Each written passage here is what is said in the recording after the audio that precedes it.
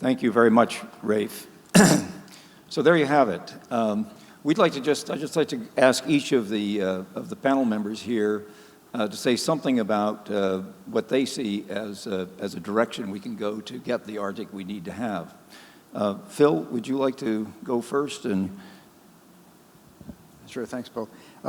I think one of the great untold stories, or maybe I should characterize that as one of the emerging stories of global climate policy, is the need for CO2 removal, the need to remove carbon dioxide from the atmosphere. And a number of our speakers have alluded to this, and I want to spend a moment and elaborate on the importance of this. And it's a sad reality that humanity has missed the opportunity to control global climate change, to avoid really unacceptable outcomes, including some of the ones we've heard of today.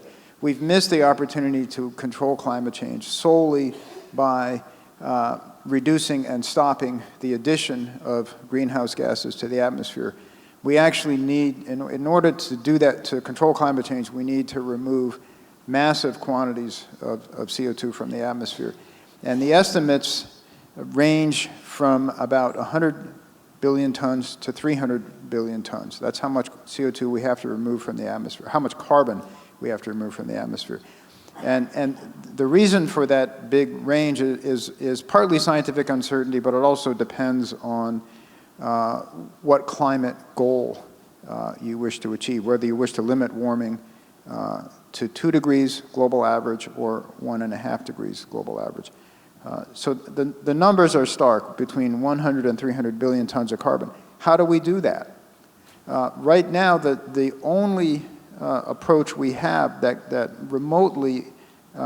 works at remotely the scale required is something Rafe alluded to a minute ago, and that is restoration of carbon into biological systems. And the idea is that over the course of human civilization, a lot of carbon, probably 100 billion tons, has been added to the atmosphere by activities like deforestation, like agriculture, which removes carbon from soils, and through loss of wetlands.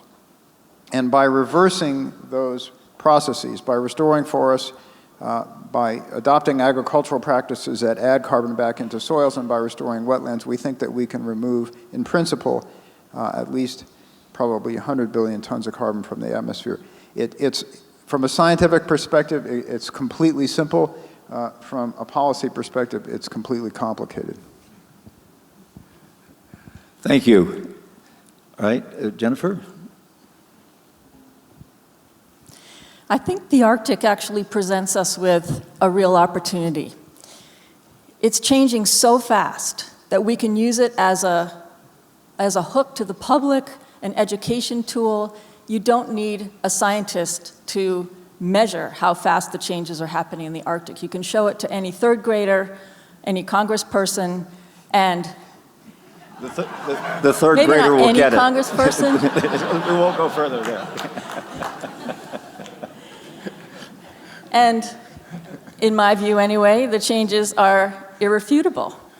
And I think one of the big challenges that faces us in achieving all the things that we've been talking about in terms of the physical system and removing that carbon, is getting the public behind us.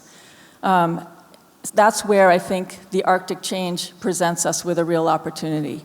We can tell the story of what's happening in the Arctic. We can connect it to things that are affecting people down where the billions of them live in mid-latitudes, things like sea level rise, perhaps things like extreme weather, and they can start to understand how the Arctic is affecting them personally. I like to think of it as slipping a little spinach into a cheeseburger.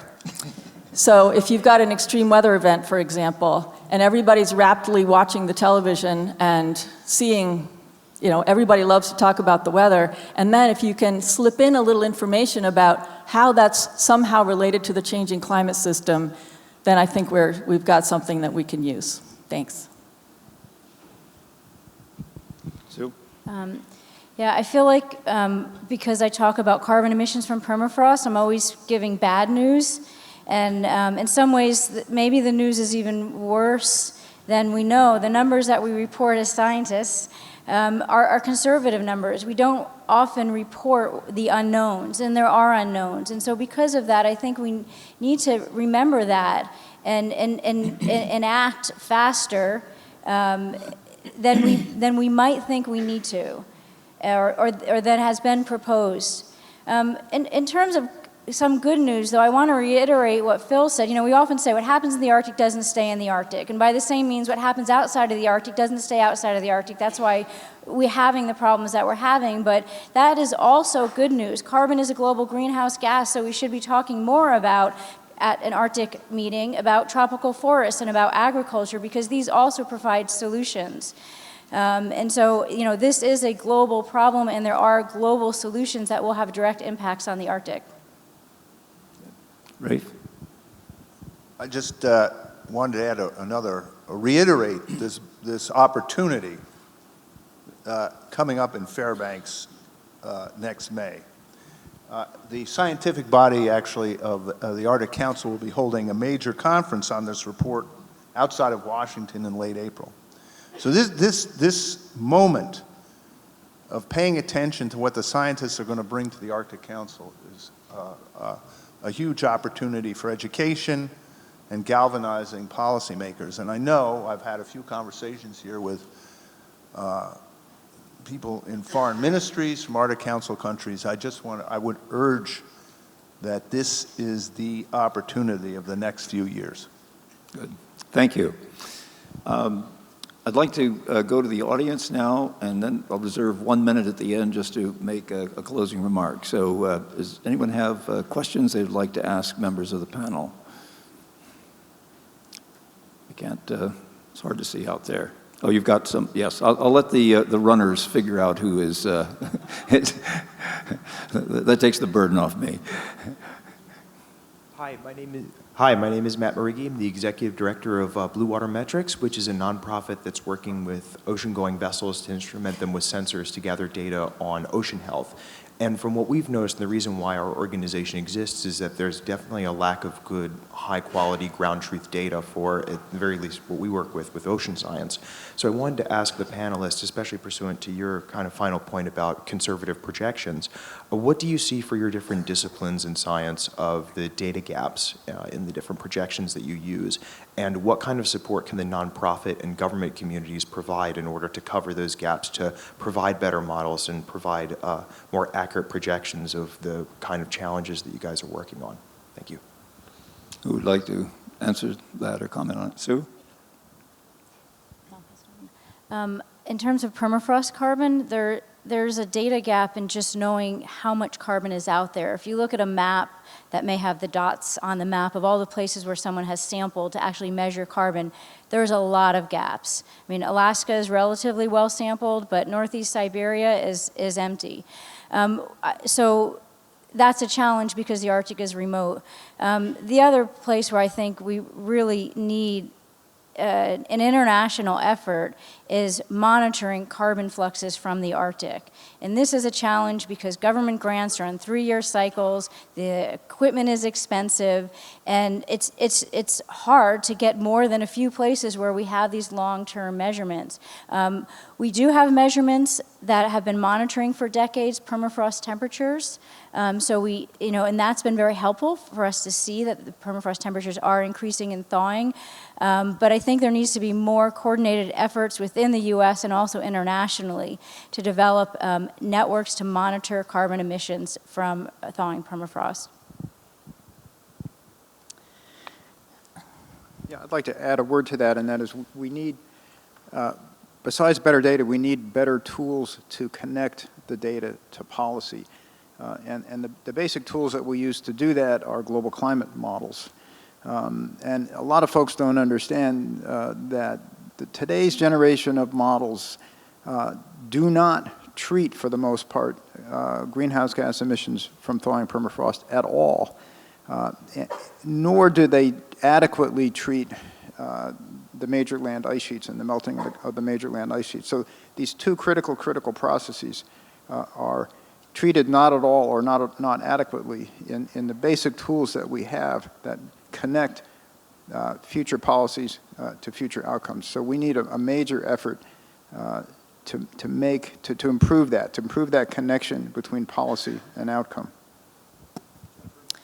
Well, in terms of the atmosphere, which is what I deal with all the time, there are, I think, two areas where we're really lacking in information and related to the Arctic in particular, and that is the lowest layer of the atmosphere over the sea ice especially, and also the highest layers of the atmosphere. So where the troposphere, as we call it, the sort of bottom layer of the atmosphere while the weather happens, and how that connects to the next layer above. Because both of those features have a big impact on what the jet stream does. And if any of you were paying attention to Hurricane Matthew this past week and noticed how the models really seemed to have no clue about how to handle this storm. First of all, it was heading right up the East Coast, and then they were projecting a loop-de-loop down off of Florida. Well, one of the reasons for that was because the jet stream that the models were modeling were based on information that was incomplete. And so as they finally caught up to what the jet stream was actually looking like, that totally changed the path of the hurricane. So these are two areas where I don't know if a nonprofit could help with that because it's a big ask, but that's what we're really lacking right now. Good. Great example. Thank you. Another question. Great. Barbara Ryan with the Group on Earth Observations in Geneva, Switzerland. So first of all, absolutely outstanding panel, great communicators. So two things. This is a wonderful panel that'll set the stage for a panel we've got this afternoon on a plenary session on Earth observation. So I hope our panel members are in the audience to hear your responses to this last question about data needs. But my question for you is, can you just spend a minute or two talking about the importance of broad open data policies and practices and sharing of information across the domains or organizations or geographies that you've just talked about? Thanks. Who would like to answer that? Sue? Yeah. I think there's increasingly amount of data that are being collected and that are being shared.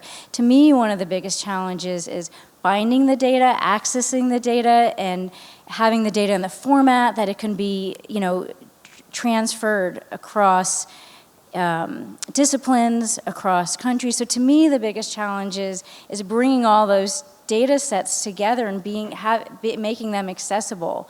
And I actually don't know what the solution to that is. I mean, it's difficult even within the U.S. The different agencies all have different places where, even if people are making their data publicly accessible, which I think a lot of scientists are now, but they're all in different places.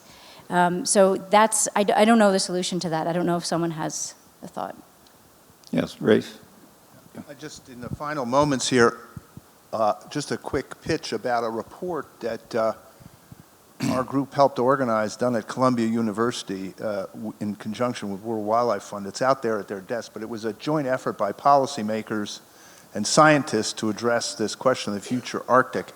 And it has a pretty big section on data gathering, observations, the science that's needed, as well as policy.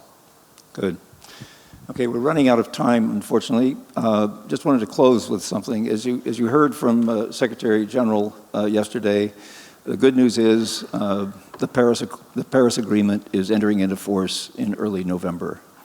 Some 75 countries have signed on, but it's only 58% of the determined contributions.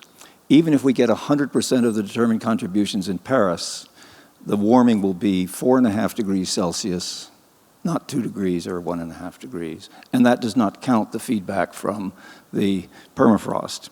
So we have to go further. But we have something in place now, and we have a budget. And the budget is we could emit maybe about 240 billion tons of carbon more. If you take off what Sue told us, we're down to about 100 billion tons. 100 billion tons is 10 years at current emission rates. That's pretty staggering. That's why we have to have the removal. We have to do something about the forests. We have to do something about soils. Most of the carbon is in soils and permafrost. A big bunch of it is in forests. We're burning down forests. We're burning forests and calling it, to make energy instead of coal, and calling it carbon neutral, which it's not. So we have to get some of these things right. So I think there's so much that there are a lot of uncertainties, but there's so much that we know, and so much that we know we can do. We don't have to wait for these data gaps to be filled. We just need to get started. So some countries have, and it's really inspiring to be in Iceland, where they get 99% of their electricity from hydropower and geothermal. Now, every energy system has issues, I know. But the lesson is, do whatever you can do in your own country. Don't wait for somebody to create the ultimate equivalent of fossil fuels that are ubiquitous. If we use renewable energy, it's the renewable energy that comes to us wherever we are. Thank you all very much for coming.